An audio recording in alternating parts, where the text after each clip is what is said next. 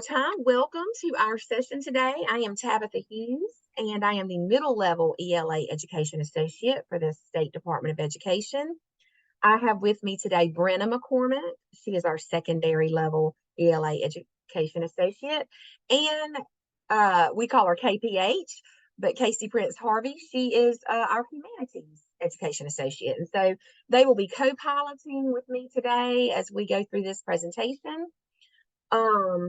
So again, as you come in, we are going to begin, but there is an attendance form link in the chat. If you would complete that as you enter, we would be very appreciative. So beginning, we're going to go over a couple of housekeeping things for y'all. We have a couple of links we're going to share in the chat. One kind of goes along with our question icon. So let me go ahead and go through our icons and what they mean. First you'll see a little pencil, and that is an icon that represents notes. You have a note catcher that we are providing digitally for you. So anytime you see a little pencil on a slide, or if I make mention of something that you might want to jot down, that will be, you can utilize your note catcher to do so. The next piece is the engagement. You'll see the little people talking there. Anytime you see a slide with that. You can find an original email from. So anytime you see something with that, you will know that we are having an engagement piece. Then we have teacher behaviors. That's the little light bulb. And so anytime you see a slide with that, or we make mention of that, that is something that teachers can use practically in their classrooms to help with student instruction and student performance.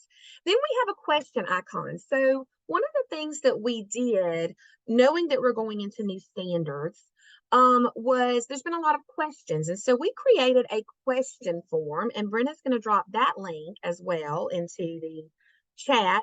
If you have any questions at all as we go through this, or if you later have some questions about the new standards, there's a form where we're collecting those questions, and we're developing kind of a frequently asked questions document to help with pertinent questions that keep coming back up regarding our standards. So the question link is there as you go through to utilize as you see fit.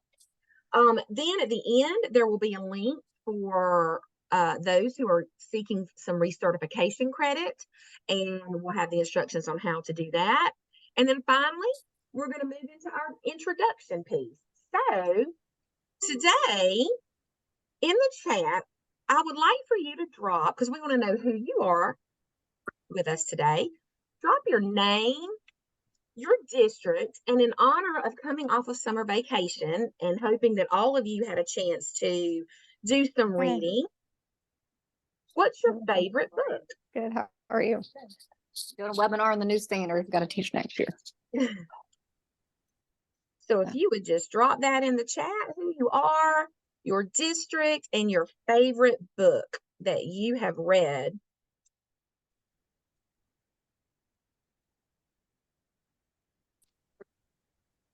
Okay. Welcome. We got some from Beaufort. Oh, Charter Institute. Oh, Redeeming Love. That sounds like a good title. I'm always looking for good titles and new things to read. Lessons in Chemistry. Now, I'm going to have to tell you, Michelle, I'm going to have to probably pass on that one. Oh, A Time to Kill. I've heard of that. That's a great book. I know. See, Alyssa, I'm the same way. I have too many favorites to pick just one.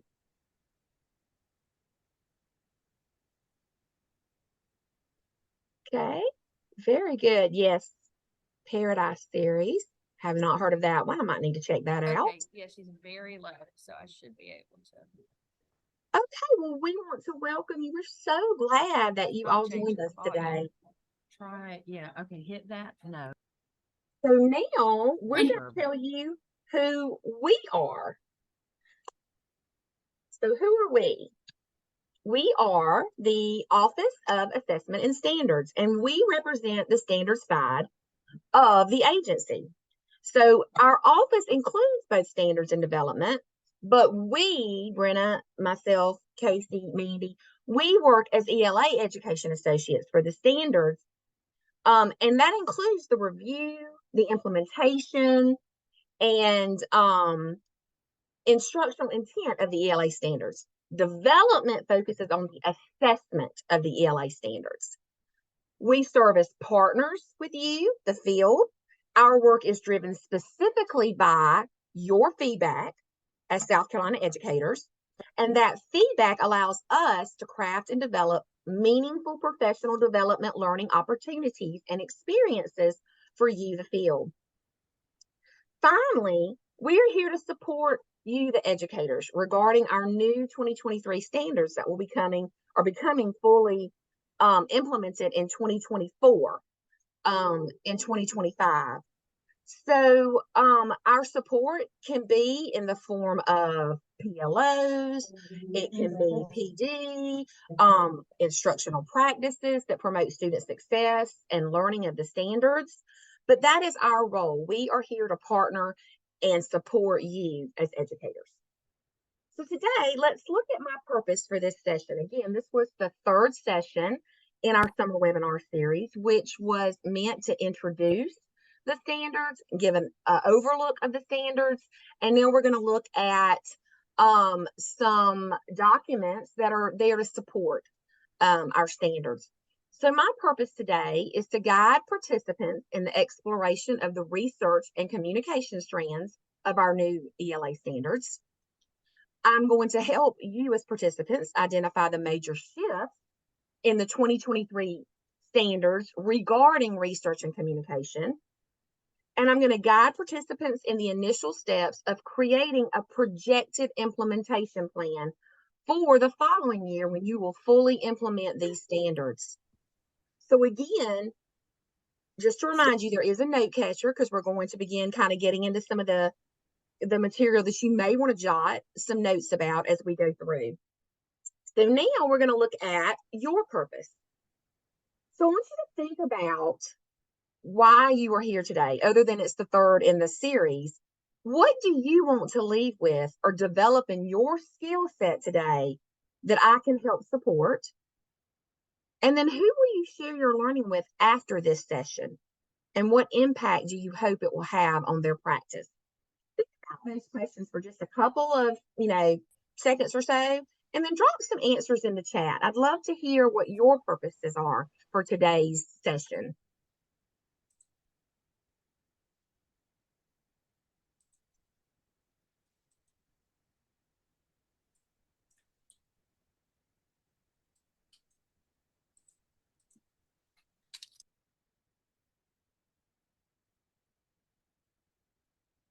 Supporting teachers with new standards, yes.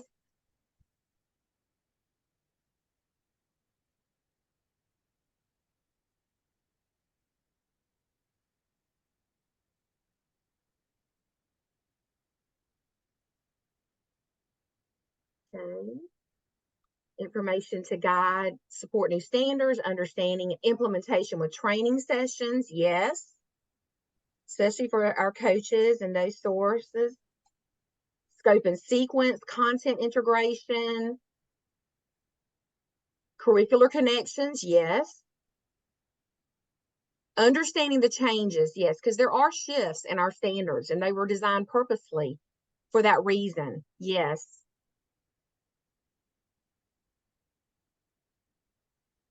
Yes, understanding the standards ourselves, especially for those of us who are going to be supporting teachers and helping them to kind of change their thinking around the new standards. Okay, excellent. Okay, well, that in mind, we're going to get started and look at our agenda, and we will revisit purposes at the end to ensure that we have both myself and you as participants achieved what we set out to achieve at the beginning of this session. So looking at our agenda for today, we are going to have basically four major sessions, including a break. So we're going to start with research. After research, we'll move into communication. And then we'll have a 10-minute break so that we can refill coffee cups or whatever it is that we might need to do.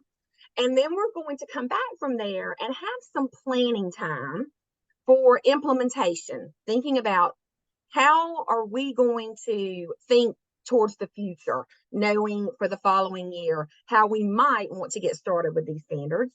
And then we'll go into clarity and closure at the end. Okay, so we're going to start off today with the rationale for the research strand. I want you to take a look at this slide, and I want you to read about the research strand. And on your note catcher, you can kind of take some notes. What do you notice? And then why do you think the standards writers envisioned the research strand this way? So read that rationale. Take a moment to jot it down, what you think. And then we're going to unmute or drop in the chat. What do you notice? And why do you think the standards writers envisioned the research strand in this way?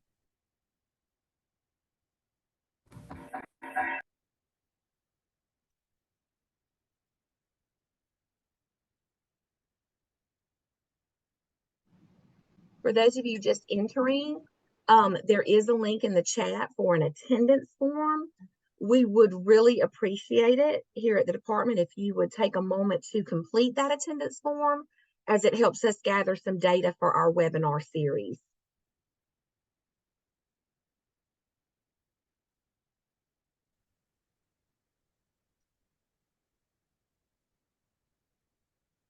Okay, so if I could have maybe two people unmute and share with me, what do you notice about this statement about the research strand?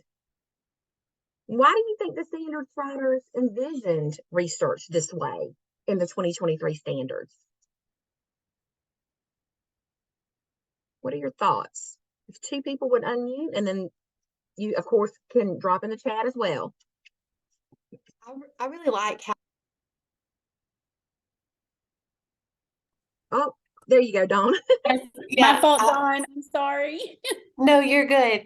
I really like how it synthesized the current inquiry standards with the current research standards so that it's combines process and product, that the research process, the inquiry process is geared to be able to connect with the other ELA strategies and processes to culminate in student outcomes and a product. It seems much more clear and concise for implementation this way. Absolutely. I love that because, whereas the 2015 standards kind of had those separate, the 2023 standards are, of course, merging them because it is a process that goes together. And think of, once our students understand that, the products and the outcomes of what they can give us as educators and show their learning is going to be so much more interesting and showing their process and their thinking. Okay, one more person.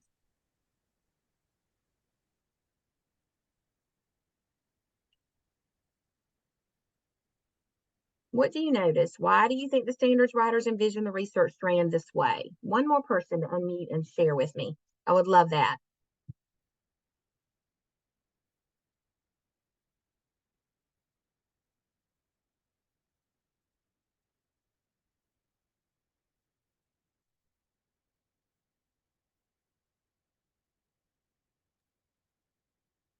Hello. Hi. Hi.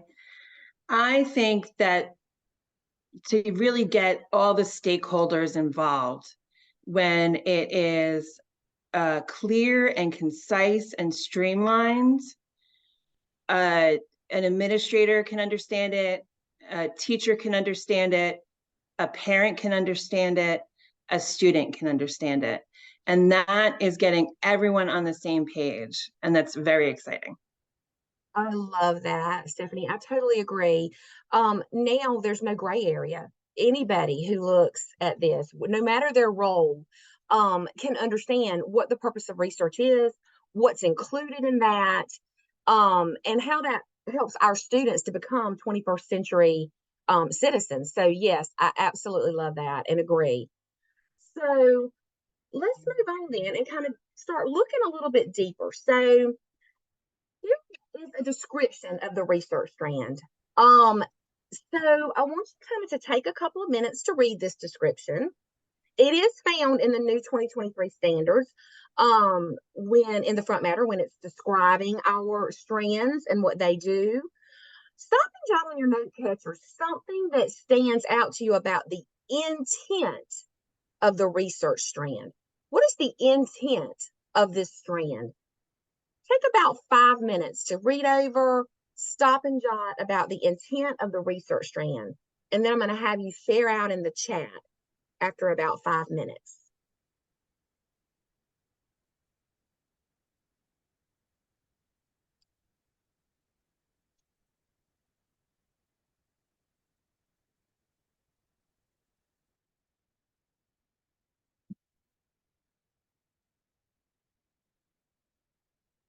Again, if you are just entering our session, welcome.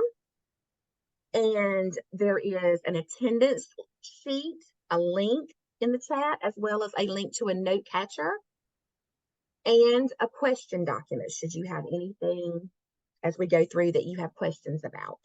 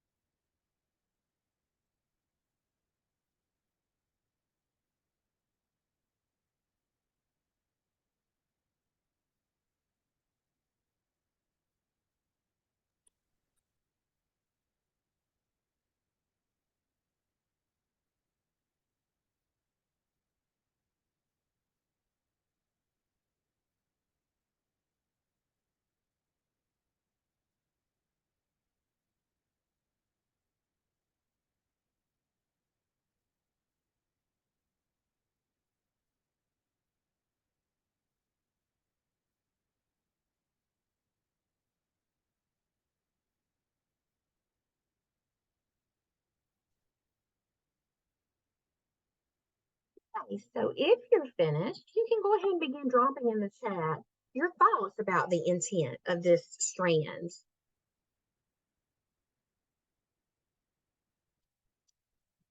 Okay, research is more than a final paper. Isn't that so true? Sometimes our kids are caught up with, how long does it need to be? Or, how many sources? But it's more than that. It's questioning, thinking, reflecting, communicating, synthesizing. Oh, yes, curious, self-regulated, and reflective learners. I love that.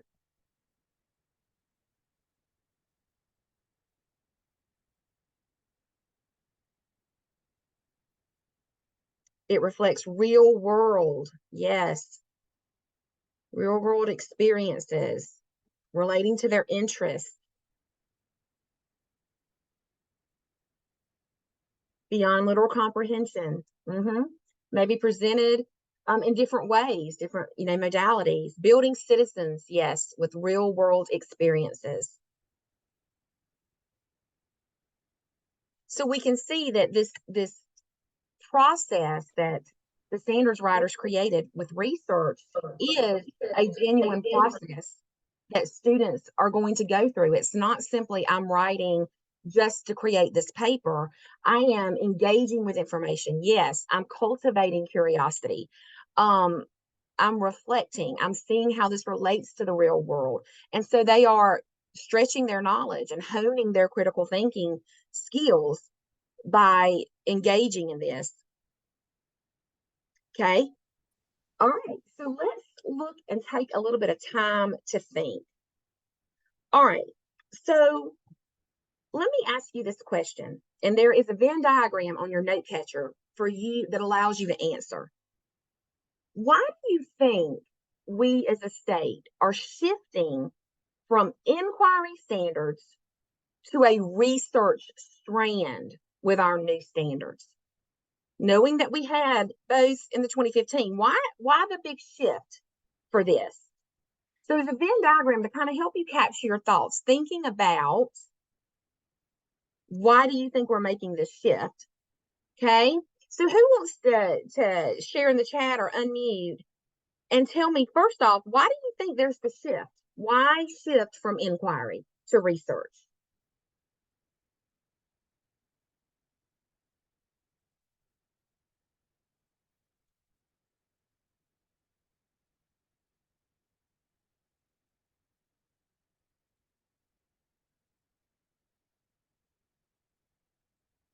And remember, there's no right or wrong, just curiosity. Hi. Hey. Hi, my name's Holly Capone. I'm from South Carolina Virtual Charter School. I think, and I'm encouraged because you said there was no wrong or right.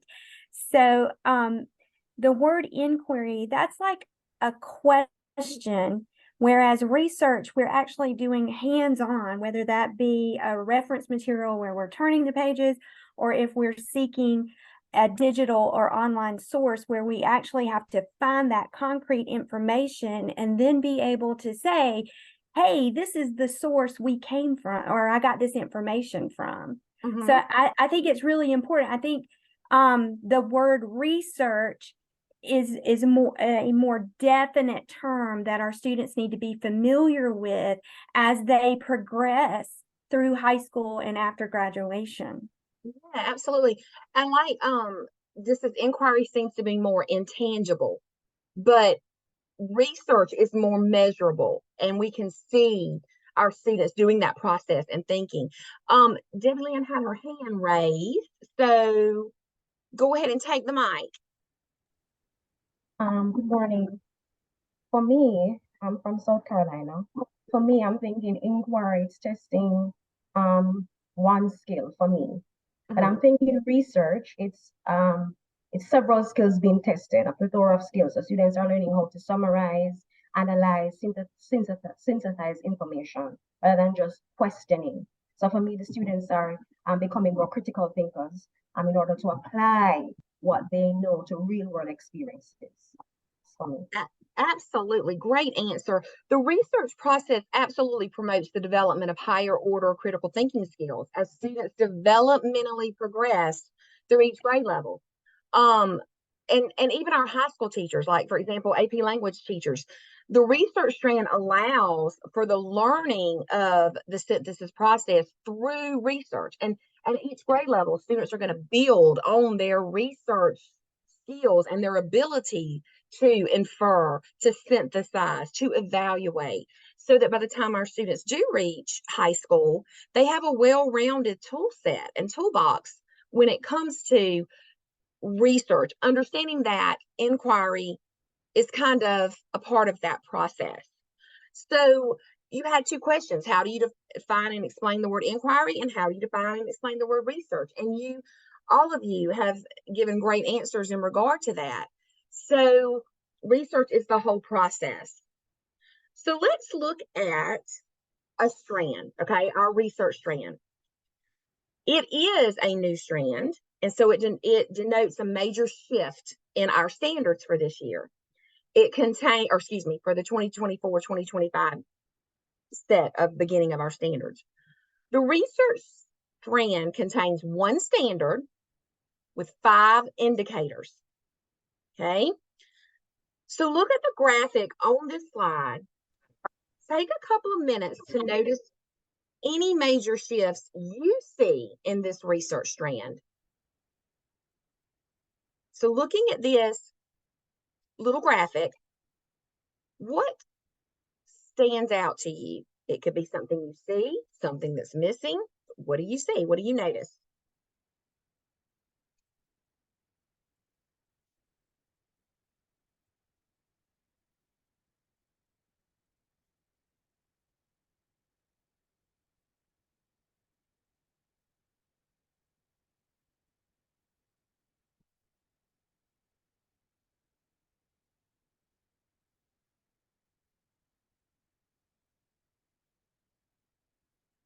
Students are learning about credibility early. Yes. Credibility.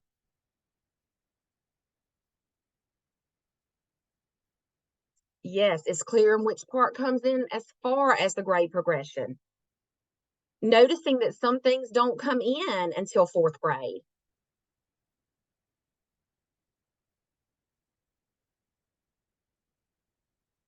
Citation, yes. And while our standard does, expect that students learn about citations, it does not prescribe a specific citation mode. Okay, so one of the things that you will notice is missing is that inquiry is not a separate indicator. It's missing, and we know that because inquiry is embedded into a research process, as all research begins with a question.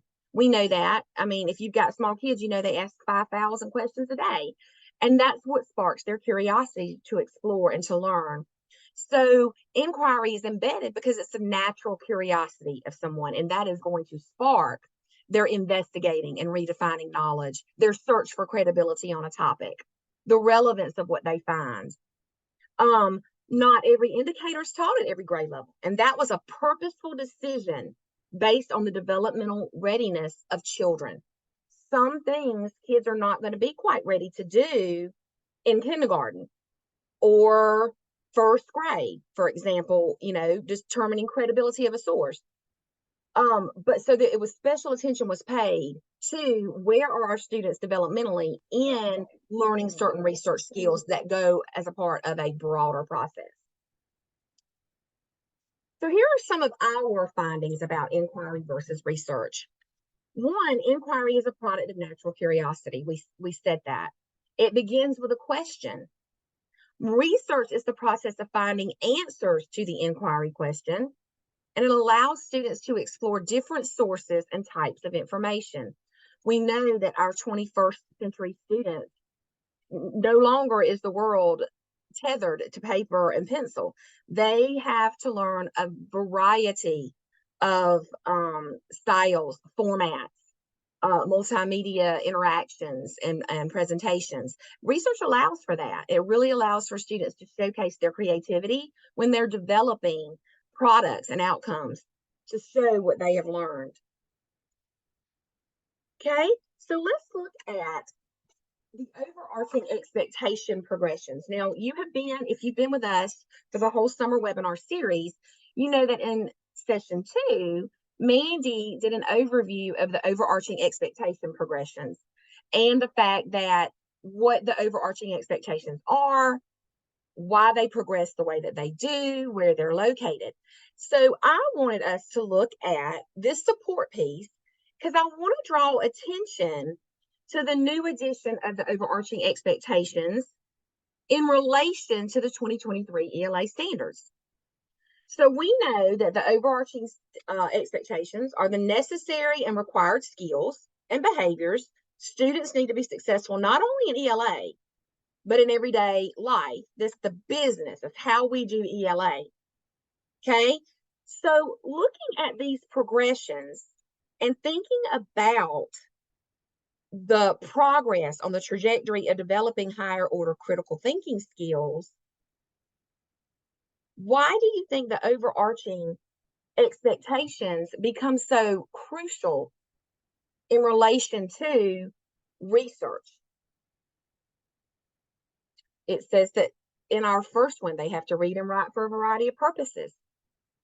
Okay, overarching expectation 2, they have to acquire, refine, share knowledge. In the overarching expectation 3, they have to make inferences to support comprehension. Okay, the 4th one, they collaborate with others. The 5th one, they cite evidence, justify, explain what they're thinking. And then in the 6th one, they create quality work.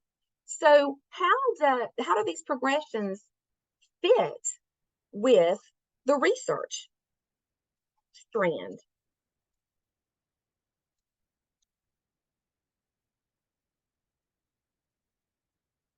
Feel free to drop your answers in the chat.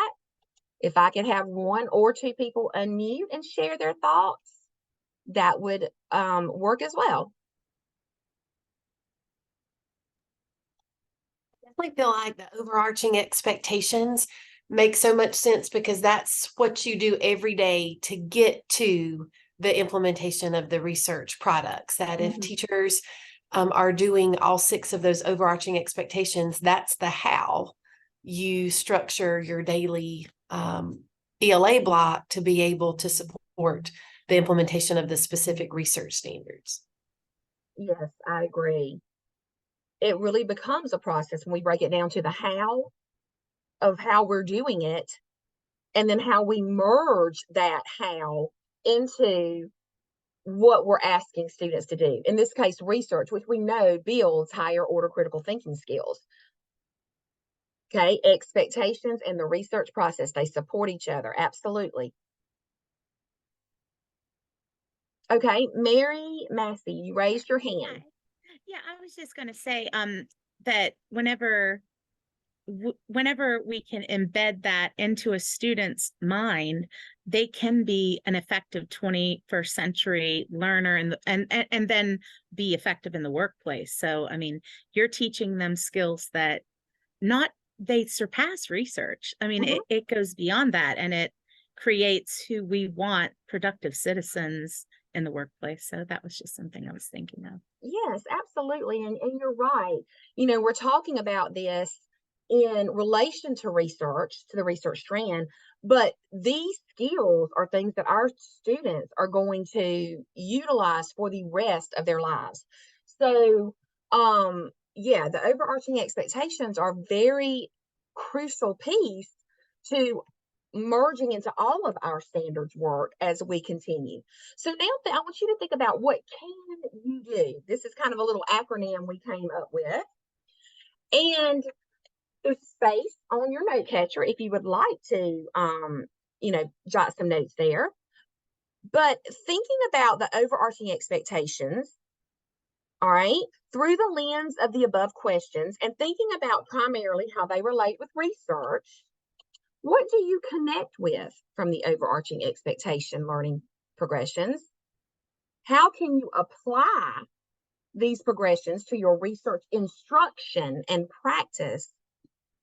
And with what will you or do you still need support regarding the progressions and research? Take about 5 minutes to kind of reflect on these questions, jot down some notes, and then we'll share.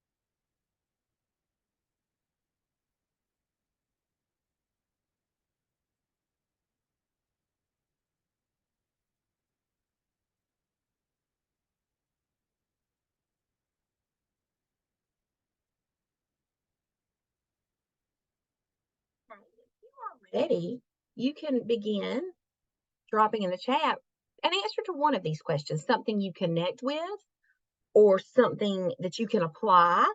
And if you're thinking through the lens of a coach, how can you apply that to your role as a coach in supporting your teachers? Something that you might still need some support regarding overarching progressions and research, how to think about integration. Or if you want to unmute and share, you're welcome to do that as well.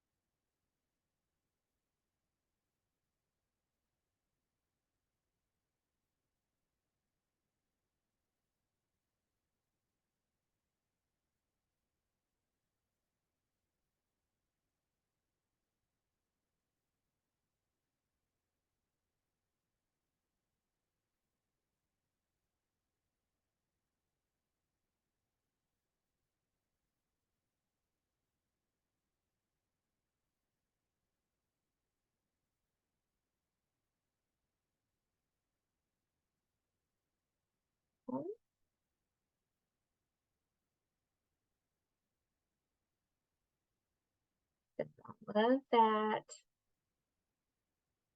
The opportunities for students to go deep with research. We always have the standards, but not always the time needed. Yes, to practice. That is true. Okay. Need or question, how will the OE expectations, trying to scroll down my chat without going too far, be assessed on something like the EOC? So that's a good question, and that is a question that I would add to the question link because, again, our development side kind of addresses anything to do with assessment in terms of questions about how something would be assessed. But just remembering that overarching expectations really are just how we do business. So how our students think, how they produce their work, all of those things are going to be shown in the performance on the EOC. So, but if it's something that you are like curious, like, okay, are they going to assess specifically this? That would be a question, and Brenda just dropped it in the chat for you. That's a question that we can get to our counterparts in development for a specific answer. Okay, so let me see some of the other feedback. Let's see. It's easier with more consistent connections between the levels. As the only English teacher on our campus, I teach English 4, then 3, and then 101 in one day. Wow, you have got a serious prep. So moving from one level to the next. Okay. Can't wait to push my teachers and support my teachers with the entire research process. Research is such an exciting strand because it fulfills the curiosity of our students. Okay, so let's now talk about, I want to share with you one of our support documents that goes along in conjunction with our strand. The link Brenna is going to drop in the chat for you, and it will take you to the research support document. If you have not already seen it, it is already listed on our website under instructional resources, which is under the standards link on the South Carolina Department of Education website. But what I want you to notice about the research support document is it's kind of organized into 4 subtitles. So there are supports for things such as evaluating sources, types of questions, citing sources, and refining the scope of inquiry. And so within this document, it was meant to come alongside the strand, the research strand, and to offer teachers some guidance, maybe some possible instructional suggestions. So take a look at that, the research support document. And then drop in the chat something that you notice about this document, this support document, and how it could be helpful to teachers when navigating the research strand.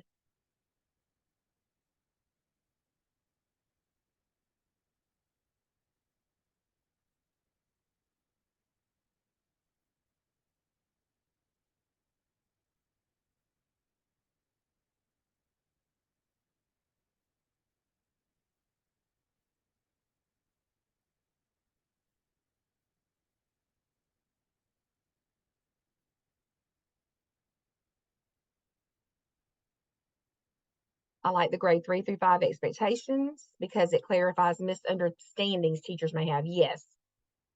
The term site, clearly defined. Yes. It is also defined that it comes straight from our glossary.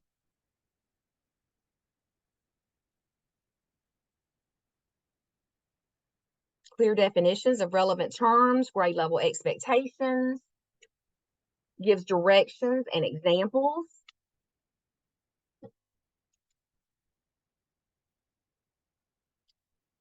So if I'm a new teacher, how is this going to support me in the classroom? You can unmute and share if you like. Guiding questions, yes, very helpful to teachers. Consistency across the grade levels.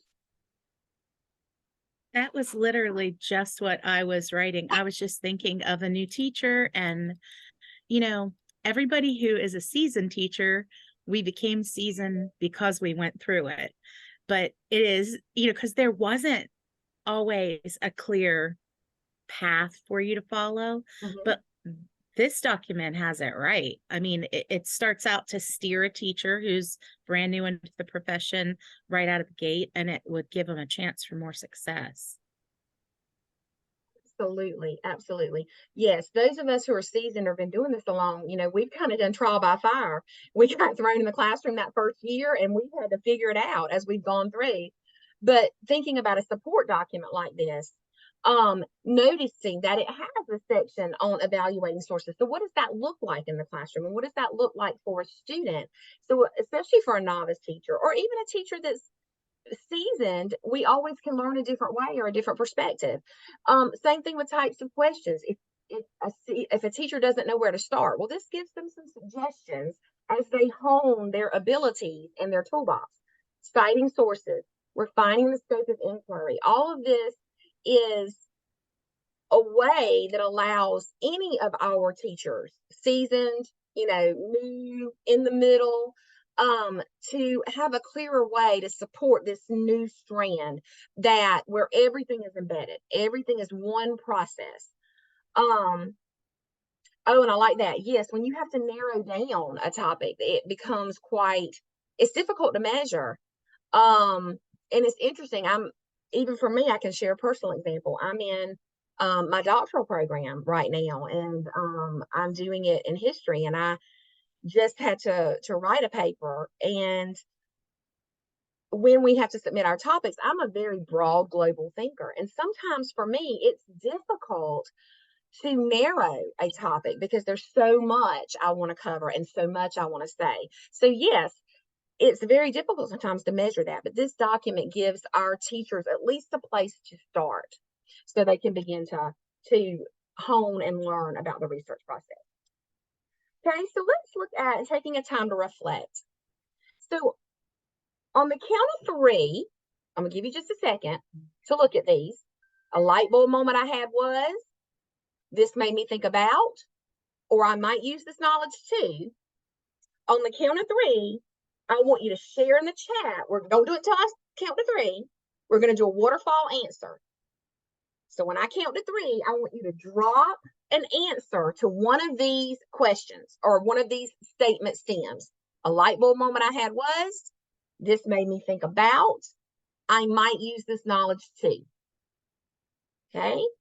1, 2, 3. Drop your answers. Made me think about where the process is leading to with guided questioning. Yes, guided questions. how to revise lessons, diverse learning styles within the classroom, help teachers plan, how you will plan differentiation, ELA training, planning the district training, how to make my research more intentional. Yes. Teachers' lesson plans as a coach. How are you going to help coach into that? Support teachers to create curriculum guides next year. Yes, because we're going to be starting somewhat over in some cases. Yes, refining that process, refining the lessons. Yes. Very good. Okay. So, let's see. I can't type fast enough today. I'm the same way. I'll be like, oh no, because I have all my spelling and all perfect. All right, so let's look at our next part. So we're coming up on the next part of our agenda, which goes into communication.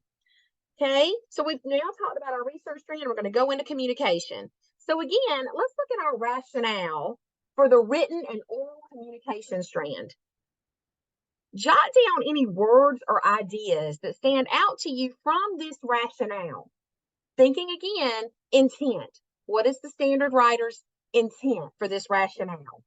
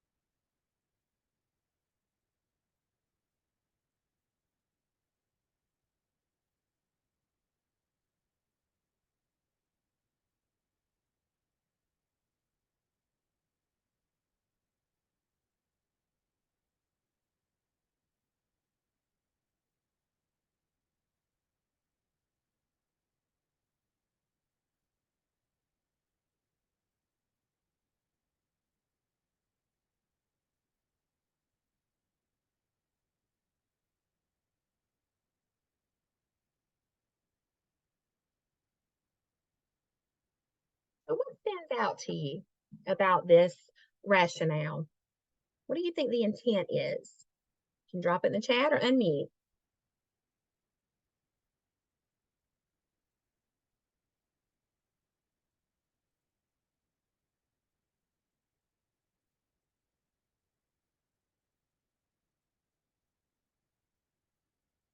Okay, it should be something all citizens have the knowledge and understanding to do.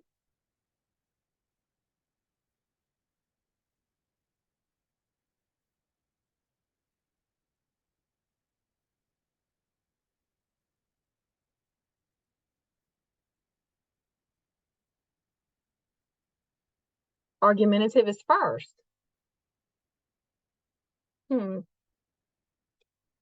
So what made you, why did that draw your attention, Dr. Adams, that argumentative is first? Solidifies the relationship between speaking and writing. Well, and you're going to laugh, but I think in my school, this 4th, 5th, and 6th, and our kids love to argue. Oh, yeah.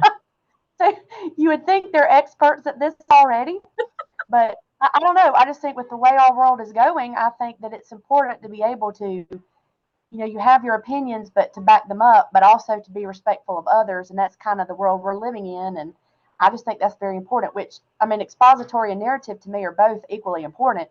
Right. But I just think that the argumentative piece is just that real world, I guess, is what I'm trying to say. And I just think it's important. And I think it should be first. So. Good. Okay. Absolutely. Yes. In the society we live in, kids have got to be able to say what they believe and why they believe it. So, and to be able to respectfully defend why they believe it. I like that this says it gives students the power to find their own voice and be able to apply it to their own style, be a mentor text or so forth. So, written and oral communication is they're both very powerful. The way we speak, the way we write, says a lot about us, especially in first impressions.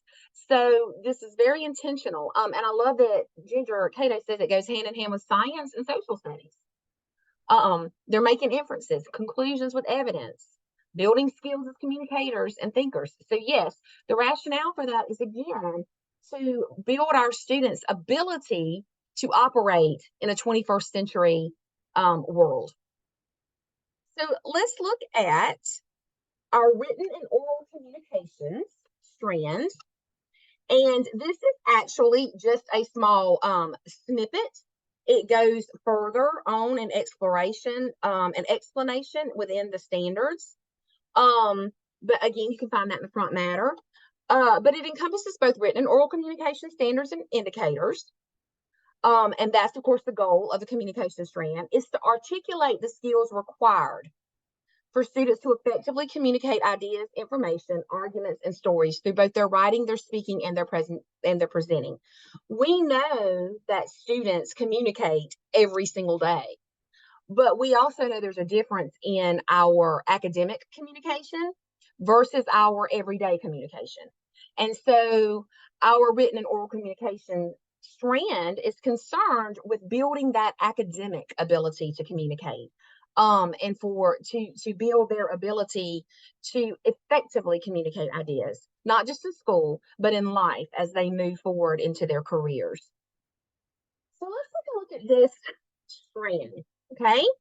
So it is comprised of 9 standards and 9 indicators. All of the standards and indicators except standards C6-1 are applicable to K through English 4. Standard C6-1 is the handwriting standard. So you'll notice that only focuses on K through 5 for both print and cursive. But all other indicators go right along K through English 4. So thinking about this particular strand, is there anything that stands out to you about our written and oral communications standards? What do you notice?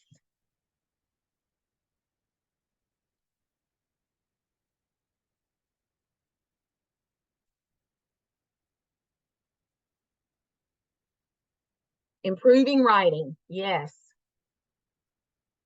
Everything is all grades. Again, yes, that vertical articulation. Combines ideas from the previous inquiry, writing, and communication standards. Yes, this is where we're merging those. Collaboration and discussion. Yes, that is such a vital part of students learning communication skills and even refining their critical thinking skills, because we know that students learn best from their peers rather than anyone else. There's an emphasis on improving writing. Students need to learn that is a cyclical skill. Absolutely. It does not go away. Just because I learned that I need a capital and a punctuation at the end doesn't mean it goes away.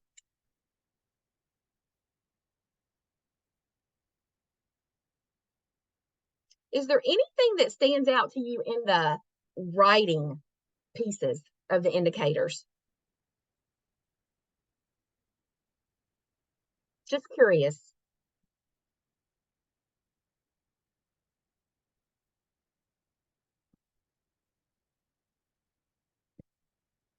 Grammar and conventions are specifically targeted. Yes.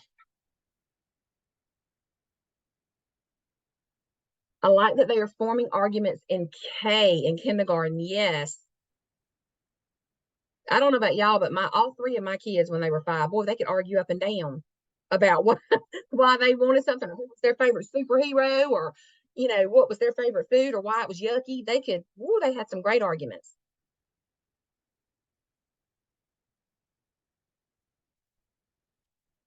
Before they even start to talk. Absolutely. Kindergartners are evaluating ideas. Yes. They know what makes sense to them and what doesn't. I noticed that we no longer have the writing support documents that included the rubrics. Okay. And that's interesting. Again, with new standards comes new assessments. And so our development counterparts are in the process of looking at standards and how they're going to approach those. So some information will be forthcoming later in terms of that particular topic. But again, that is a question that you could certainly add to our question document. So, and of course, we all take the feedback and we toss those things around the questions and ideas about ways that the standard side can support those things. For example, rubrics and writing support documents. And one of the things that I specifically noticed is that there seems to be, well, there is so much more of a focus now on looking at the modes of writing again. That's, kind of seems to have went away, and now it's making a presence again. So really focusing on children writing and learning the modes of writing. Okay, so let's take some time to think. All right. So I want you to look at these two questions. Okay. Communications, again, thinking about our overarching expectations, and now relating them to communication.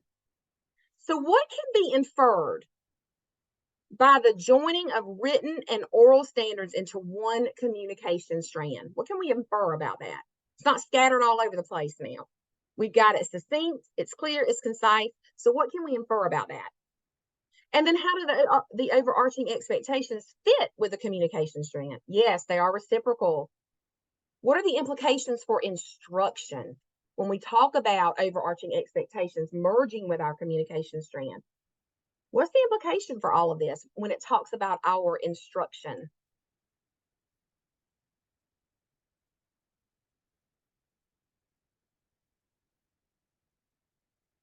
They work in tandem, yes. They're not isolated, they're interrelated. You really can't have one without the other. We need to make sure we're giving equal time to instructing and assessing oral communication. Yes.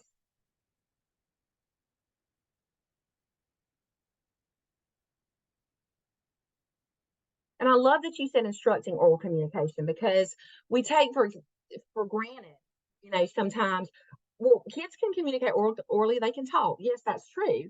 But can they have a disagreement respectfully? Can they debate? Can they, exhibit those skills? Model. Yes, that is going to be so important for us as educators to model, to let them see what's going on in our head. Okay, if I disagree with somebody, I can respectfully disagree, and that's completely okay. Very good. All right, let's see. Recognize what they are already doing every day as communication and writing. Yes, sometimes we have to name it for our students. They don't always know what they're doing in terms of, even with critical thinking or reading or math, they don't always know that what they're doing is what we're asking them to do. So sometimes we have to name it and help them recognize that.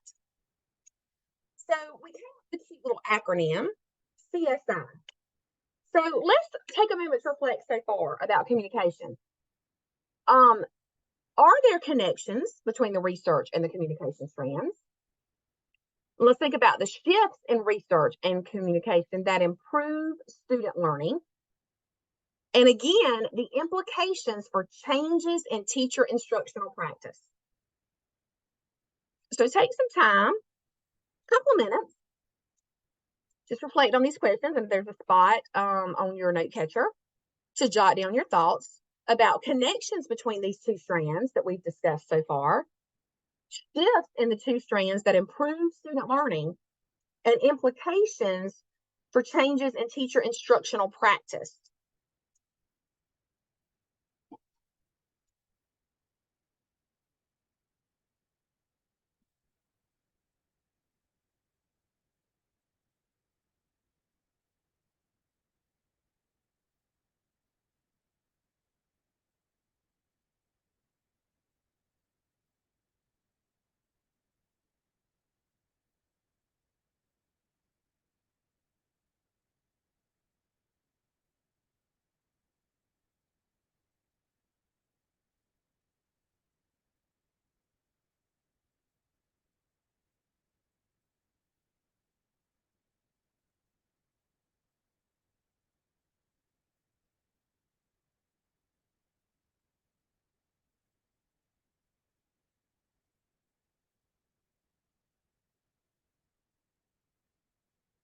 Okay.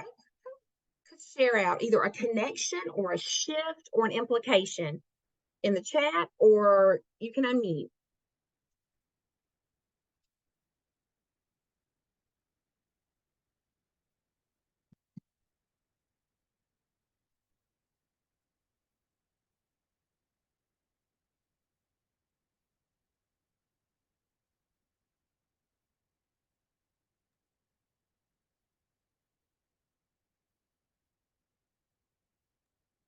I just really love how the communication strands give teachers specific ways that they can help students share what they've learned from the research process. Like they go hand in hand. It's an opportunity and a vehicle for them to be able to communicate what their outcomes are of the research.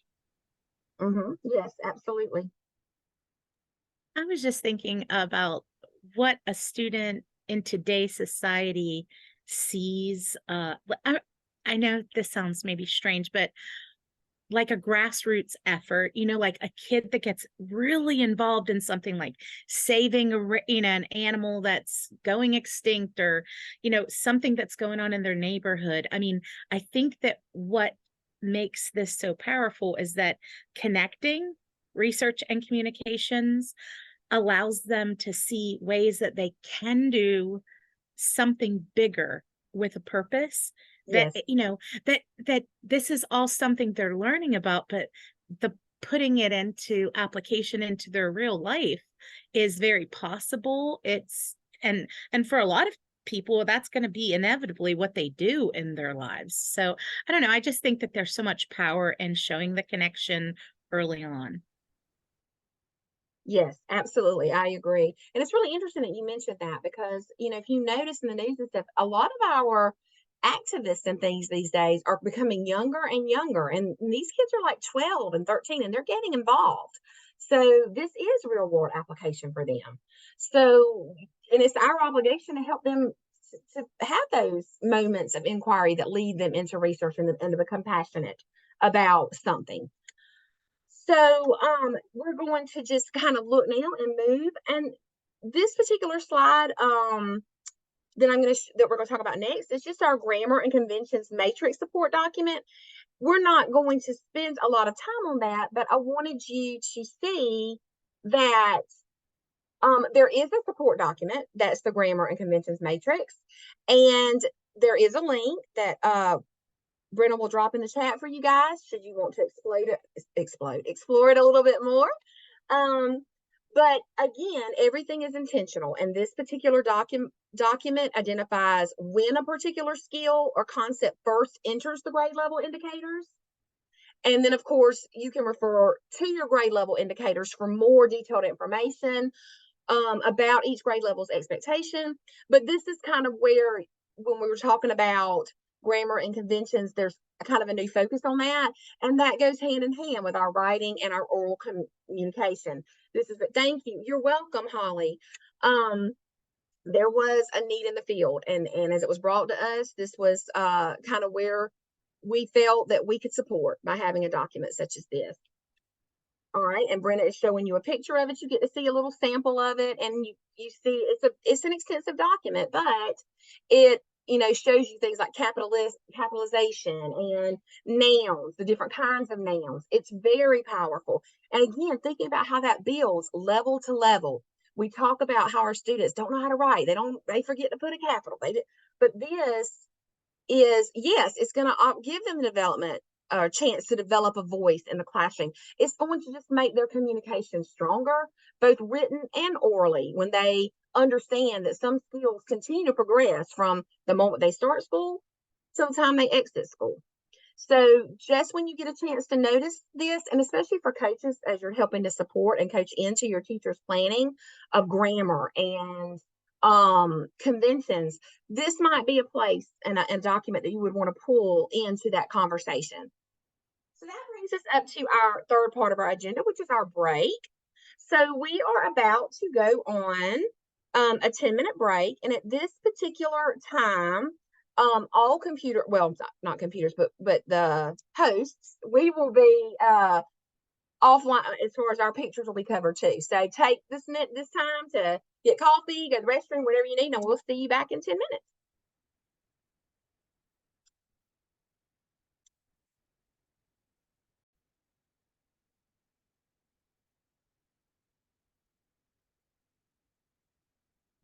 Well, welcome back from the break. I hope that you all were able to take care of your needs and are ready to join us for this last part of the journey together. So today we have talked about research, we've talked about communication, we took a break, and now we're coming up to planning for implementation. So we wanted to, at the culmination of this series, we wanted to leave you with something tangible that would give you a place to at least start working on planning for the 2024-2025 implementation of the standards. So that's where we're going to go next. So the next piece is called developing a transition year plan. So we're going to be looking at a 6-part plan that we're going to develop. And before we start, I want you to look at these icons, and I want you to think about what you see and what you think each icon might specifically represent in a year-long plan.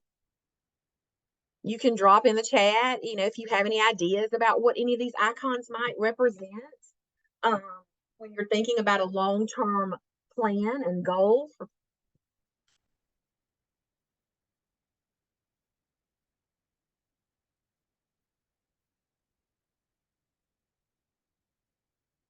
any ideas.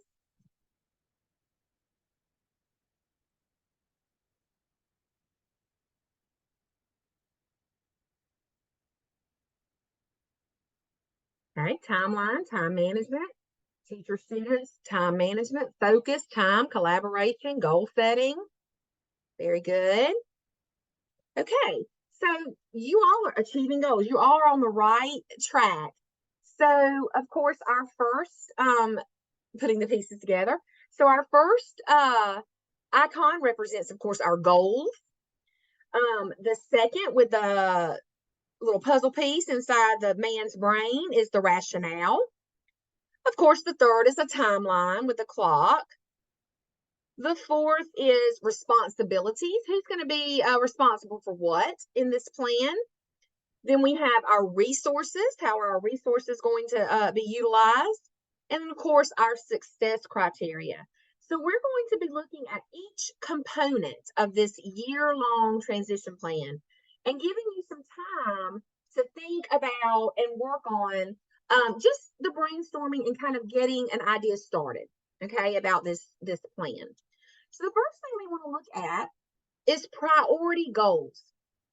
And so let's talk about what priority goals could look like. All right, so first of all, when you're talking about priority goals, you're talking about SMART goals. And I know all of you are familiar with SMART goals. But we know that a SMART goal is basically specific, it's measurable, it's attainable within a time frame, relevant and timely. So when you think about all the information you've received and experienced throughout this whole webinar series, each webinar session, as well as the long-term goals you want to achieve as an educator, coach, administrator, district personnel member, think about, some of you may have 3 to 5 things, some of you may have 1 to 2 things, but kind of think about what would your priorities be when you're thinking about the implementation of these new standards as we approach the 2024-2025 school year. What would you want to focus on? What would be your priorities? What would have or what is going to have the most significant impact in getting your teachers and students ready for full implementation? One of your SMART goals might be getting through the One Bite at a Time document with all of your staff. But think about those specific things that you think are going to be important. So I'm going to give you just a couple of minutes, 2 or 3 minutes to start kind of brainstorming where you think you might go. we have developed some that I'm going to share with you from the different perspectives. Now, that doesn't mean that these are have to be yours. These are just some that we came up with from an administrator's perspective, from a teacher's perspective, and from a coach's perspective. So, for example, a coach might say, I will facilitate professional development for 100% of teachers and staff related to the new South Carolina ELA standards, as measured by completed PD slide decks, PD sign-in sheets, customized PD activities for participants to complete. Yeah, that one bite at a time document is awesome. You're right. So just something that is measurable within the time of a year-long plan.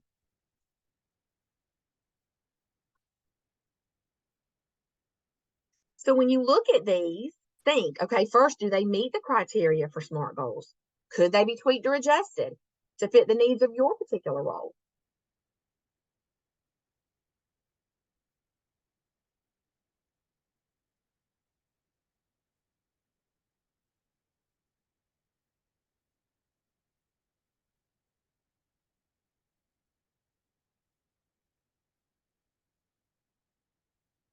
Does anybody maybe want to share one of their goals? It doesn't have to be perfect or completely fleshed out, but just something that you're thinking long term. Okay, going into this process, this might be something, an area I would want to work on to get everyone prepared and on the same page. I think the biggest goal is people getting their eyes on the information. I mean, and there are so many awesome resources that are there that I don't mean it like, not to say that there were never resources before, but these are good. I mean, they're good and they're actionable resources. And so I think that is going to be one of the biggest things that I would like to show our teachers at our school. I mean, some of them are actually participating here today, but the just having that opportunity to for them to see the things you've shown us. Yes. And then that one bite at a time, I mean, that makes it so actionable on the coach's part as well, to like you guys mapped it out, like, a monkey could follow that. So like, why couldn't anybody be able to feel success in showing it and going through it? I don't know. And I didn't mean it disrespectfully about a monkey, but you know what I mean? No. Even a monkey could do it. So it was just so easy a caveman could do it. Thank you, Brianna. That's what I meant. Yes. So, absolutely. So again, this is just to get your creative juices flowing. Everybody's going to have a different way to approach this, depending upon your school or your district specific needs. But again, giving you a lens to think about, this is coming. So these are the things I need to be thinking about. So the next thing that you would kind of look at is your rationale. And so once you've chosen your goals, and you're like, okay, these are the things I want to focus on at my school, then you would come up with a rationale, one for each goal. And sometimes we skip this process. We think, okay, well, we got the goal and we go right into what we need to do to get it finished without really thinking, okay, but why is this a necessary statement? Why do we need to have a rationale? Why are we going to explain why the goal is a priority and the impact it will have if it's achieved? Why is that a necessary step? So think a little bit about your goals that you might have jotted down and just begin to think about, okay, why is this important? Why did I choose this over everything else I could have chosen? And then why do you think that's a necessary step to have a rationale? Why not just zoom through?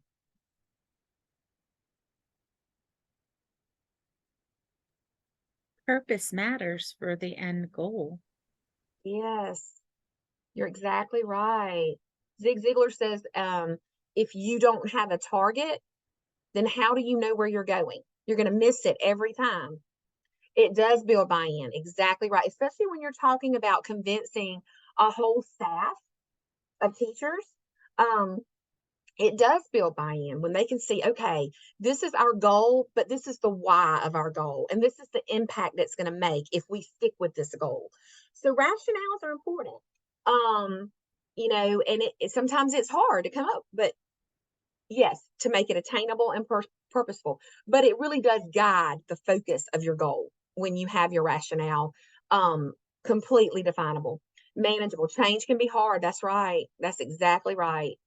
And as teachers, sometimes we're the hardest because we're like, okay, I know it works, and my kids say that. So again, we gave a rationale for our goal that we created. And so for a teacher, our rationale might be, I need to become familiar with the new expectations for student learning in ELA for the upcoming 2024-2025 school year. So that might have been a rationale for their goal that we shared. But it helps, again, keep it focused. We're sticking to this goal, and so we're moving forward with that. So the third piece would be our timeline. So again, when we're talking about a year-long plan, we've got to have some mile markers in there so that we know whether or not we're reaching and staying on track. So we have to develop a timeline for each of our goals. And then as we're developing that timeline, we have to ask ourselves, okay, what obstacles exist? I need to break out my school calendar, picture day, fire drills, anything that might possibly become an obstacle or a blocker in us achieving our goal. And then thinking ahead, how might we plan to avoid those obstacles? Now, some things you can't help. That's life. But again, planning ahead and trying to get in front of something that we might potentially run into could help us stay better focused and on track with our ultimate expectation and goal. So thinking about your goals, okay, thinking about that timeline of how you would achieve them. Okay, so then we've got research-based practices reflecting the South Carolina standards. Yes. She said her rationale. So now let's look at an example of the timeline. So for an administrator, for our first goal, the timeline might be to designate specific internal PD days on the school calendar. Like, for example, September through November could be the overview of the new standards. January through March could be the overview of the support documents. And April through May might be unit planning sessions using the new standards.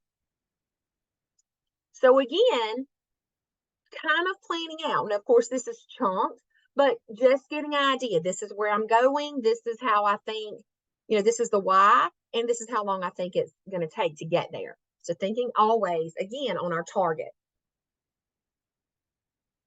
Okay, so the next piece of the puzzle would be responsibilities. Now, this is a place where, again, almost like rationale, we sometimes forget to think about who could be responsible for tasks. Sometimes we forget to maybe like designate or share the load. So thinking about this task of planning a year-long implementation, make a list of needs and tasks. What would you have to reach this goal, and who could help you? Who would be responsible for some of the tasks for completing them? What is needed to make your transition plan a success? And who do you need to help you make that plan a reality? So I'm going to stop here and give you about 6 or 7 minutes just to kind of work on the first few parts that we have talked about: goals, rationale, timeline, responsibilities. Again, this is nothing you're going to finish today, but it gives you a nice spot to work, nice space.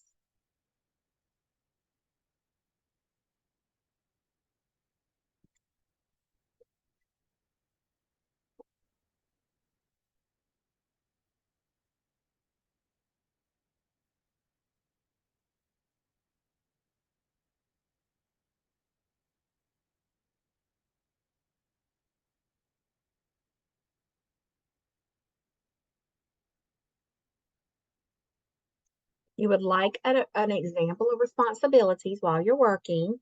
Here's one that we had. As with our goal, for example, for the coach, it might be planning PD sessions. That's on the coach. Delivering PD sessions. That's on the coach. Collaboration on calendar year topics. That might be the administrator and the coach. Supporting lesson planning instructions, coach. And then getting feedback on the PD sessions. That would be the administration of teachers, because coaches, we need feedback too.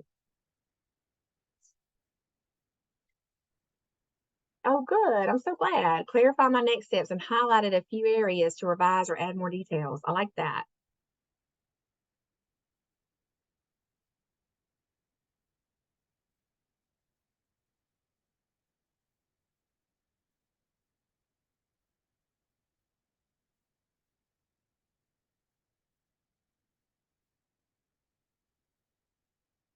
You're welcome. I'm glad.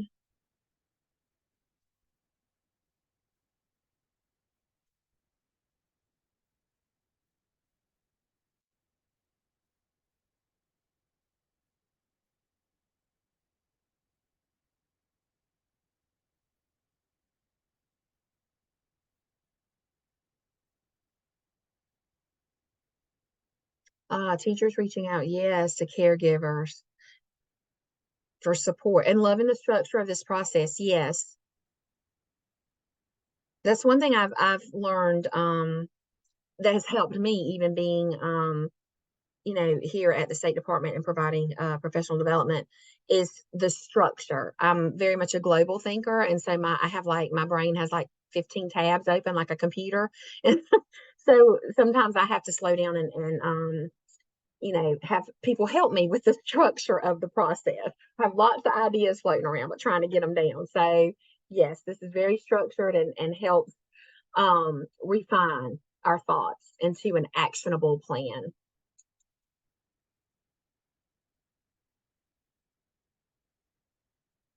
Okay, so next step in your plan would be resources. And this is where we think about, okay, what other resources should be considered when we're thinking about our long-term plan? Things like, for example, the budget. Am I going to need any things like for copies, or am I going to provide refreshments, or anything, chart paper, whatever I would need to make my plan a reality? How much is that going to cost? What is the space I'm going to use? How much time am I going to need to devote to this? Yes, budget is always key. Yep. In a school, but it's the truth. The school money is makes the world go round, but it also operates the schools. But thinking about those resources, and then when you have these big ones, are there other resources that should be considered? Things that may not always come to the forefront of your mind when you're thinking about planning. So we have a couple. We gave some examples.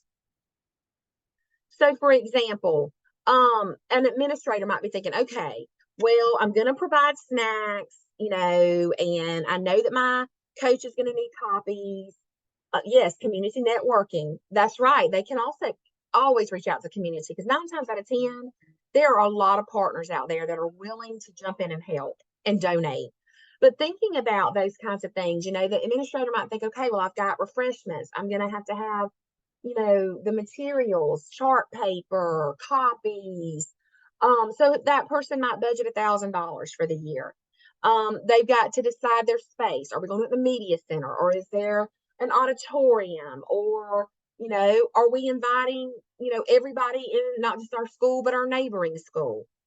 How much time? And of course, this is a perfect world. I just threw that out there because wouldn't we all love to just have, if we were going to have district in-service days, that they were at our school and it was relevant to what we needed at our school. So y'all just know that was my imaginary gift to y'all of a perfect utopian society for school. But again, something that's very realistic. You have to think about the time. How much time do you have to do what you need to implement? If your teachers only have a half a day to come in and receive training, how much longer is that going to take you to get through your goal? So it's those kinds of things that we have to think about when we're thinking about long-term planning and the resources we have available to us, or the resources we need to get via partnerships, or so forth. And then the last part of the plan comes in the form of success criteria. Again, we have a target in the beginning. This is where we want to go. This is all the things that we need to do or have to make this plan a success. But what are we looking for the success criteria? How do we know we've met it? Okay, so how are you going to know if you're successful? What are going to be your specific look-fors? What are going to be your tangible products as we plan for this full implementation of new standards next school year? So again, we have some examples here.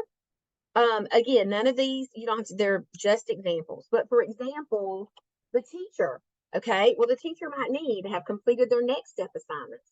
Maybe the coach has got them, after each session, next step, something to do. They need to make sure, they will be successful. They've attended their school level PD sessions. They have their documentation.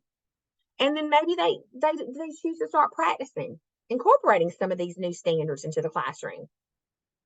So maybe they're, going to say, okay, yes, testing data, slow reviews, graduation rates, all of those things that come about as success criteria. But they're tangible and you know that you can measure them. You've seen them, you've seen the effects.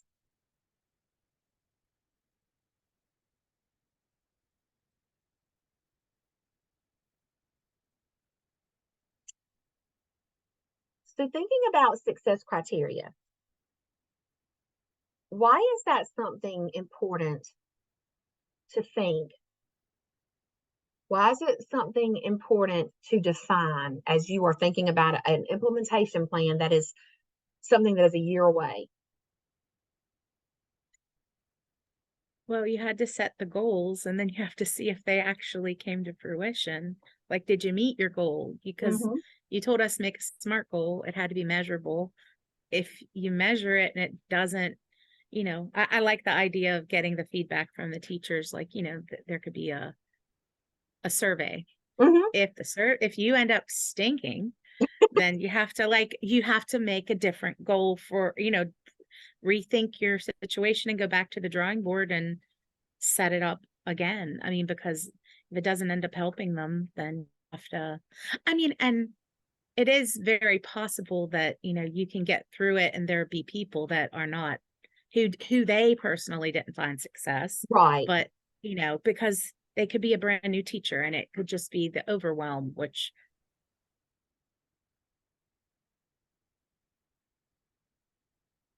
that thought it was useful. But if it wasn't, then you have to figure out what could you have done different and get ideas from other people.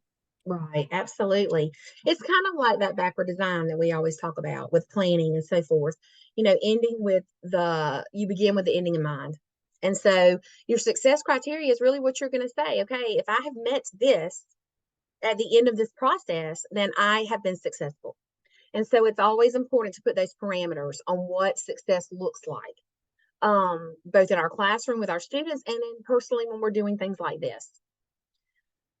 So that brings us up to the last part of our presentation today, and that's going to be our clarity and closure. So I want to go back and I want to revisit my purpose. And so my purpose for today was to guide participants in the exploration of the research and communication strands. I wanted to help y'all as participants to identify the major shifts in the 2023 ELA standards regarding both research and communication.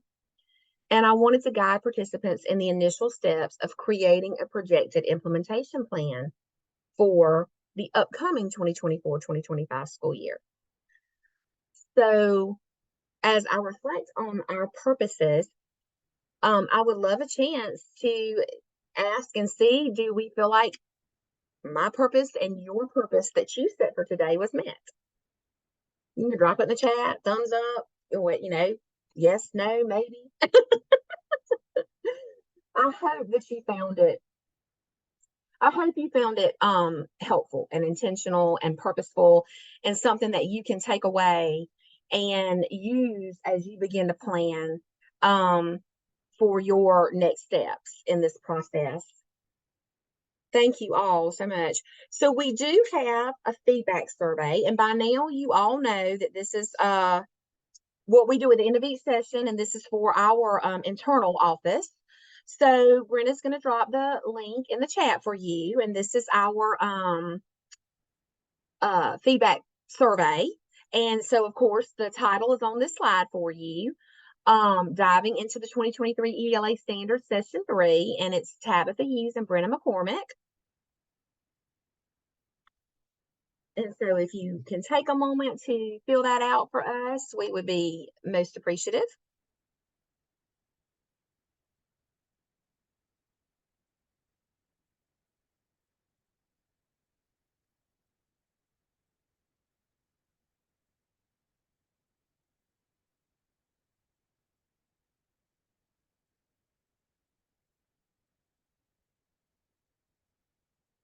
Oh, thank you, Janine. Thank you so much. Okay. Then we also have, for those of you interested in recertification credits, there is a recertification form. Brenna just dropped it in the chat. Where can we find the One Bite at a Time doc? We can get that and drop it in right now. Okay, Brenna said she'll get the link to you. But if you're interested in recertification credit, you can go to this link that's going to be dropped in the chat, fill out that form, and then we will get the certificate to you that can be used for recertification credit.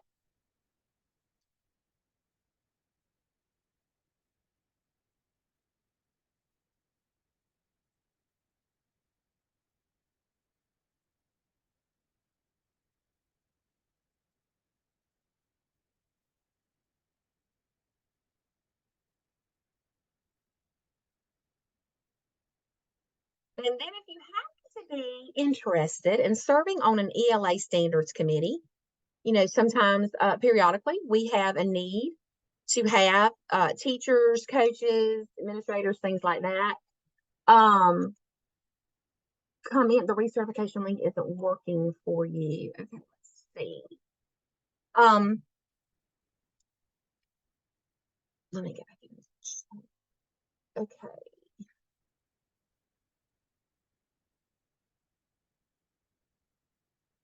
Brenna, can you check on the recertification credit link for me?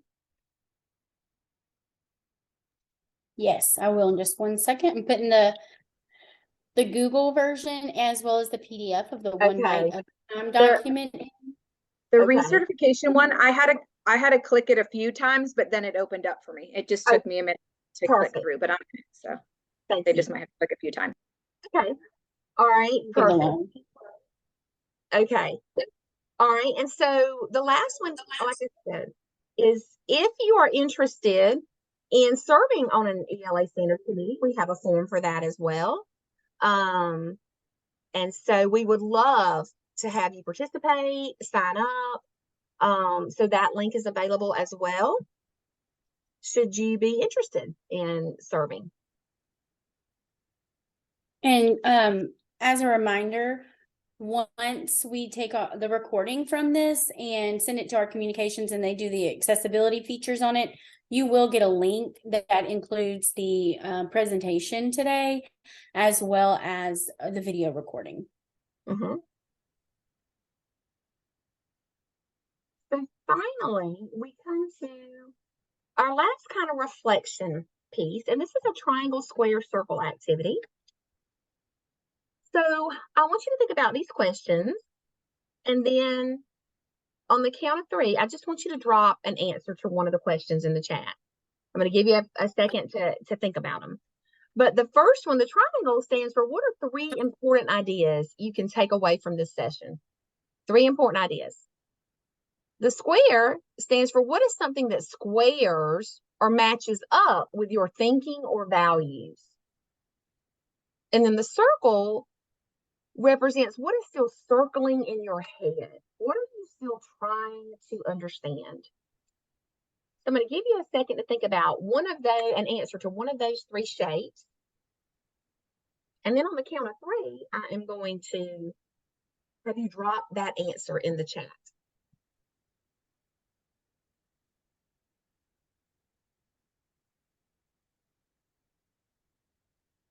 Okay, 1, 2, 3. Drop your answers in the chat. Oh, goodness. Collaboration among stakeholders is key. Yes. Okay. Circling. How do you get all administrators immersed? Oh, yes. In the new standards. Isn't that like the $1 million question? And just so you know, we do have some upcoming PD, especially for admin. We've Yes. realized that not every admin comes from an ELA background. As a matter of fact, most of them don't. So we recognize that and are targeting that in some upcoming webinars. So hopefully our PE admin, our math admin, our science background admin are going to get a crash course on ELA. Yeah, and I love that. You know what? You don't have to throw out the good things you've been doing for years with this. That's so important. These new standards, the way that they're written and the fact that they are concise and clear, you know, some of them aren't a huge, there's the changes are not so that you can't use things that you already have. We don't want to throw the baby out with the bathwater, so to speak. So student, and yes, we can all speak the same language with clarity. It's not left up to our interpretation. You know, students, these standards are going to promote rigor and critical thinking skills, just as students progress through the levels. The importance of research as a process that includes inquiry. Yes, yes. I love all of the squares. I think that these standards, wait a minute, my chat's jumping all around over here. I have one for square. Okay, how to organize great. Oh, differences between inquiry and research. Circling my head, timeline for presenting to my school. Yes. Triangle, set measurable goals, make a plan. Supporting arguments. All of this is so crucial. How to train all elementary teachers this year with the unencumbered time added to their day. Yes. Well, we want to thank you very much for coming today and for each of the days that you spent with us in the webinar. We are available, Brenna, myself, are available should you have any questions.